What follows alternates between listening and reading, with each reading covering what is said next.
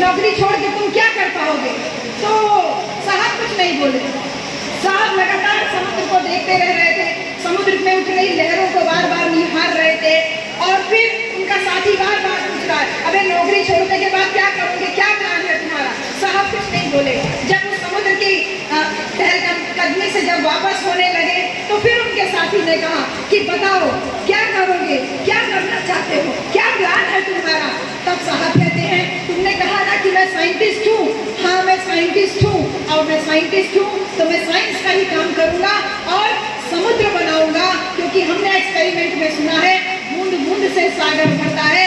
मैं भी बूंद बूंद से समुद्र बनाऊंगा।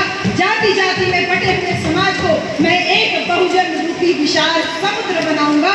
और आगे कहने की जरूरत नहीं है कि साहब कांशीराम ने अपने एक्सपेरिमेंट से जातियों को इकट्ठा करके 6,743 में से 650 जातियों को इकट्ठा करके उत्तर प्रदेश जैसे विशाल सूबे का हमको 4 बार मुख्यमंत्री बनने का अवसर दिया।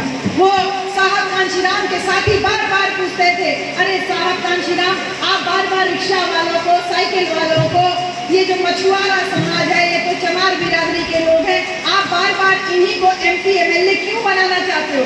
क्या बात है, आप इनको क्यों उठाना चाहते हो? तो साहब कांशीराम कहते हैं, मैं कुछ कर थोड़ी रहा हूँ, मैं तो साइंटिस्ट हूँ ना, मैं तो अपना लैब का काम कर रहा हूँ, यानी मैं प्रयोगशाला में प्रयोग कर रहा हूँ। वो प्रयोग कैसा है?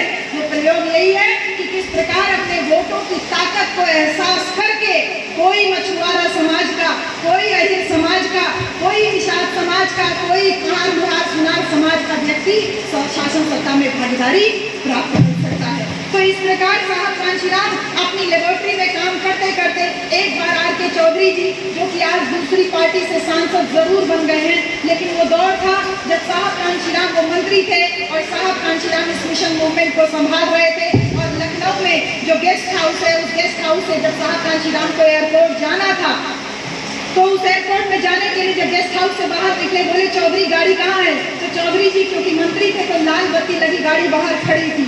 चौधरी जी ने कहा, साहब ये बत्ती लगी गाड़ी आपके सामने है, इसी में बैठिए। साहब कह रहे हैं, ये तो तेरी गाड़ी है, तू मंत्री है, मैं मंत्री नहीं हूँ, मैं कैसे बैठ सकता हूँ इसमें? तो वो चौधरी जी साहब को कहते हैं, अरे साहब, आपकी बदौलत ही तो मैं आज मंत्री बन पाया हूँ, तो आप प्लीज इस गाड़ी में बैठिए। साहब ने कहा नहीं। बोले वो दूसरी वाली सफेद गाड़ी किसकी है? चौधरी जी कहते, साहब वो भी अपनी गाड़ी है। साहब फटाफट उसमें बैठे, कहे ड्राइवर को लेके चलो, हमको एयरपोर्ट पहुँचना है। साहब के साथ में दौड़ के चौधरी जी उसी सफेद एम्बेसडर में बैठे। जब वो गाड़ी आज जहाँ पर माननीय कांशीराम स्मारक बना हुआ है, उस जगह पे पहले जेल हुआ करती थी। जब वो गाड़ी उस जेल रोड पे पहुंची तो साहब कांशीराम चौधरी से कहते हैं, अरे वो जो निषाद बिरादरी का था, वो जो चौहान बिरादरी का था, मैं नाम भूल रहा हूँ, देखो वो लोग कहाँ है इस समय? कहे साहब आपकी गाड़ी चल रही है, पीछे पीछे वो दोनों भी आ रहे हैं। तो साहब कांशीराम कहते हैं, आंखों में आंसू भर जाता है। साहब कहते हैं, जिस मछुआरा समाज को, जिस चौहान समाज को, जिस पासी बिरादरी को कोई पूछने वाला नहीं था, आज उसने अपने वोट के द्वारा देखो कितना बड़ा करिश्मा कर दिया है कि खुद मंत्री बना हुआ है। और लाल बत्ती लगी हुई गाड़ी में जब लखनऊ की सड़कों पे वो दौड़ रही है तो इन मनवादी लोगों के छाती पे सांप लोटता होगा। आज ये देख करके मेरा दिल, सीना जो है गदगद हो गया है। कहते कहते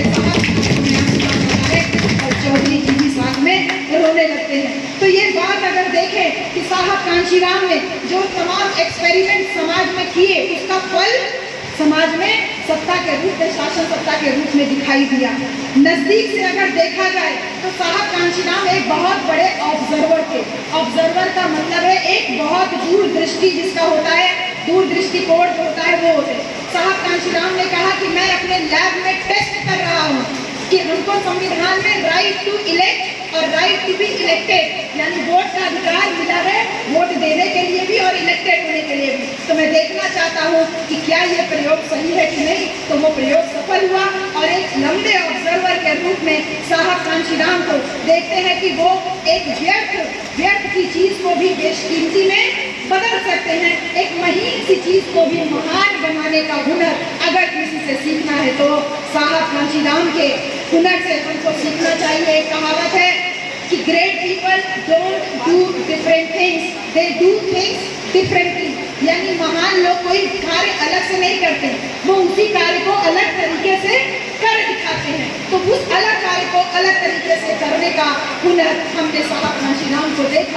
उनकी नीतियों में, उनके द्वारा जो शासन सत्ता प्राप्त किए लोग हैं, और उनकी एक हमारी डॉक्टर, अच्छा आपको जानना है, ओके, डॉक्टर बलराम जी जो बात बोले आज, मैंने सारी बातें नोट कर ली पेन से। ये सारा कैडर सीखने सिखाने की जरूरत है। थोड़ी सी बात यही कहूँगी कि आखिर जो डॉक्टर साहब ने बात कही थी कि बाबा साहब ने कहा मेरे कारवां को आगे ले जाना, अगर न हो तो उसको पीछे भी मत ले जाना, उसको वहीं छोड़ देना। हम इस बात पे डिटेल में चर्चा नहीं करेंगे, लेकिन हम ये जरूर करेंगे कि हमारी आगे की रणनीति क्या है। आज ये जो हुजूम साहब कांशीराम की जयंती पर, वो भी होली के ठीक दूसरे दिन दिखाई दिया, ये साफ पता चलता है कि बहुजन समाज के लोगों के ऊपर होली के रंग का असर नहीं, उनको नीले रंग का असर इतना गहरा छपा हुआ है कि कोई दूसरा रंग उस पर चढ़ नहीं सकता है। तो हमें आगे क्या करना है? हमें प्रतिज्ञा करना है कि राजनीतिक सत्ता हासिल किए बगैर हम घर में आराम से नहीं बैठेंगे। साहब कांशीराम कोई अंधविश्वासी नहीं थे, वो बुद्धवादी थे। प्रयोग करके ही, यही पसिको बुद्ध का सिद्धांत है, वो प्रयोग करके ही समाज में जो दिशाएं दिए। लोकसभा इलेक्शन में हम लोगों ने देखा किस प्रकार समाज को संविधान के नाम पे बरगलाया गया, बहलाया गया। सिर्फ हमको मौजूदा दौर में सजग रहने की जरूरत है। इस मिशन मूवमेंट को जिंदा रखने के लिए, इस कैडर को जिंदा रखना बहुत जरूरी है, क्योंकि बाबा साहब एक ऐसा नाम हो गए हैं, एक कहते हैं ना कि ऐसी हड्डी हो गए हैं जो ना निगलते बन रहा है ना उगलते बन रहा है। तो बाबा साहब ऐसी मजबूरी बन गए हैं कि संसद से लेकर के सड़क तक अगर किसी एक व्यक्ति की फोटो नजर आती है तो वो बाबा साहब डॉक्टर अम्बेडकर। तो जैसे बाबा साहब मजबूरी बन गए हैं, वैसे ही आने वाले समय में साहब कांशीराम भी मजबूरी बन जाएंगे। और जिस प्रकार से हम देख रहे हैं कि बाबा साहब के नाम पर संगठन बने, पार्टियां बनी, वैसे ही माननीय कांशीराम साहब के नाम पे भी तमाम पार्टियां लोग बनाना शुरू कर दिए हैं। नीला नीला गमछा ले, हमारी जिम्मेदारी है कि नकालों से सावधान, और हमारी दूसरी कोई ब्रांच नहीं है। हमें ये दावा करना है गांव-गांव घूम करके, हमारी एक ही ब्रांच है, हमारा एक ही झंडा है, एक ही निशान है, एक ही रंग है, नीला झंडा, हाथी निशान, बहुजन समाज की यही पहचान।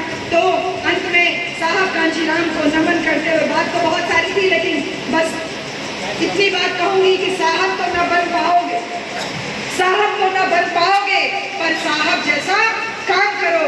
जब तक सत्ता मिल न जाए तब तक ना आराम करो। यही होगी सच्ची श्रद्धांजलि। मिलकर सब संकल्प करो, अपना सीएम, अपना पीएम कैसे बने, विकल्प करो, कैसे बने इसका समाधान करो।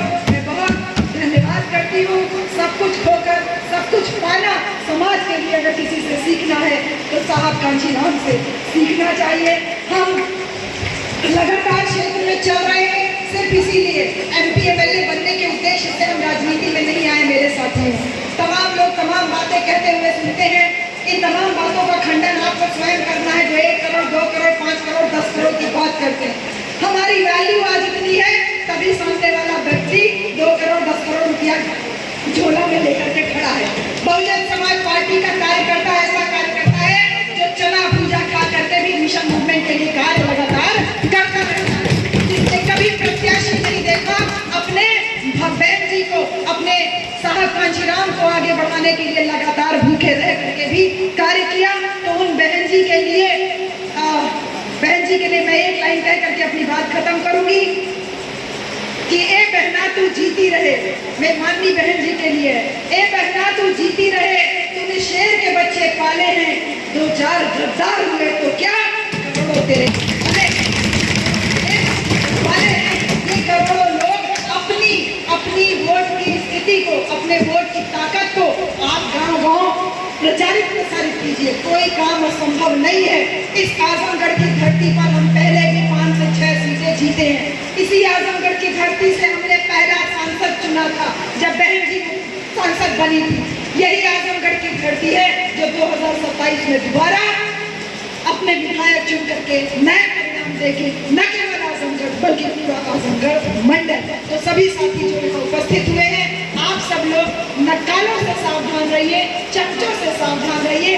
खाना जब पका होता है, भगोना भरा होता है, चमचों की जरूरत तभी होती है कि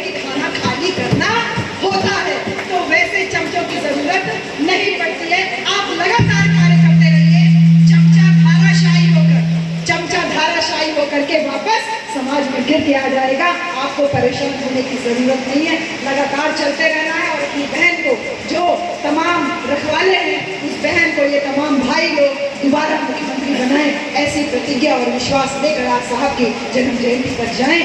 बहुत बहुत धन्यवाद इस पूरी आयोजक टीम को, आयोजक टीम में बल्कि तो हम भी हैं, लेकिन जो अलग अलग मंडल से लोग आए हैं, सभी साथियों का बहुत सारा आभार।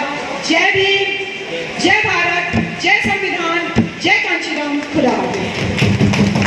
कार्यक्रम के अंतिम कड़ी में कार्यक्रम के मुख्य अतिथि को बुलाऊं।